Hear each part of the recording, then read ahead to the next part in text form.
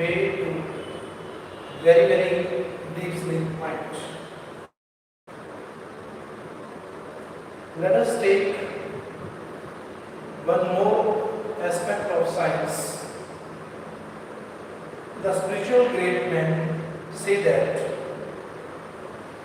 when one gets engrossed in meditation, he at first reaches the void and then he feels himself in the very, very deep sleep. After that, he is able to see the celestial light and hears the divine voice. When the soul reaches the upper part of the body, that is the point which is called 10th door or arc, a place between the two eyes, breathing and seems to have no life. Firstly, science didn't accept it, but some scientists have started believing it now. Once an American doctor met me. He was initiated into Naam Shabd, the Lord's verse. I am telling you what that doctor told me. American doctors never used to believe in such spiritual happenings. Now in America, moving upward from the feet and reaches the knees and also the deep sleep point. When soul reaches the center of the two eyes, this point is also called 10th door in spirituality. The doctor said, Maharaji, an individual was asked to concentrate on any point in the void by closing the eyes, and he did so. We checked him up and realized the pulse, which beats at the rate of 72 times per minute, was reduced to 50 or 55 times per minute. And blood pressure, diastolic value of which is normally 90 mm of mercury, and systolic value is 90 plus the age of the individual was reduced to 60 to 65 mm and 90 mm of mercury respectively. It means when individual reaches the void, his internal bodily activities don't remain normal and rather become slow.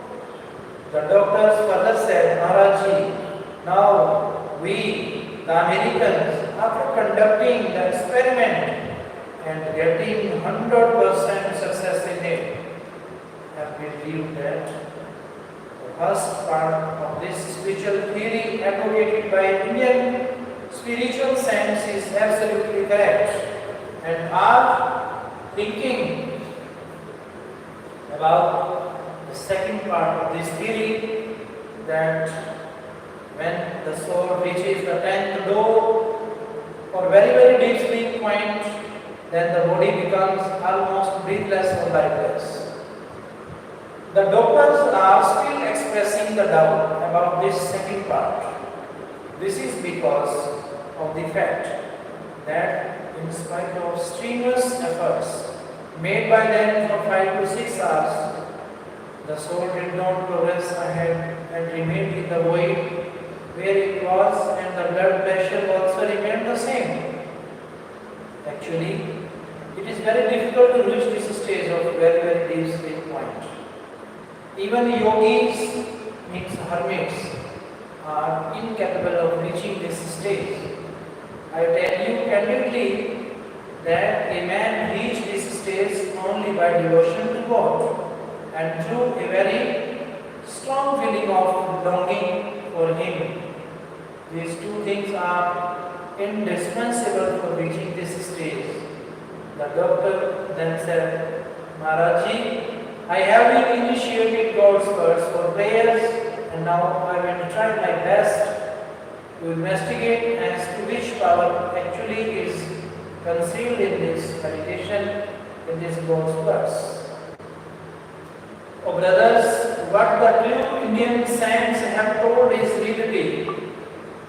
Without undergoing any research or without actually researching that stage of very, very deep sleep mind, it is unwise to declare that God does not exist. जब तक न देखूं अपनी नैनी, तब तक न मानूं गुरु की कहनी.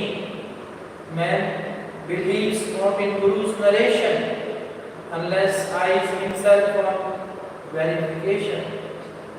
The great men and spiritual saints say that unless and until individual actually sees the truth or spiritual wonders himself, he does not believe even the words of his Guru. But the reality is that everyone will have to accept it one day as given.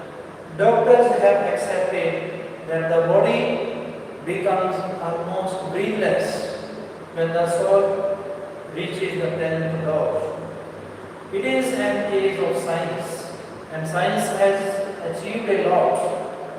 But it is extremely difficult to provide rest to the heart, whether you sleep or do any work. The heart goes on palpitating continuously. In case it stops working, the individual is dead. Then even his family members shall not be ready to keep his dead body in the house. A man has life till the heart works properly. So brothers, the spiritual saints tell us that when we meditate, the soul reaches the 10th door. The heart almost stops working and beats very deadly. The pulse rate and the blood pressure, if checked at that time, go very down. Kabir Sahib has described this condition as to die while living. The individual remains alive, but the soul and breaths are present there at the base between the two eyes.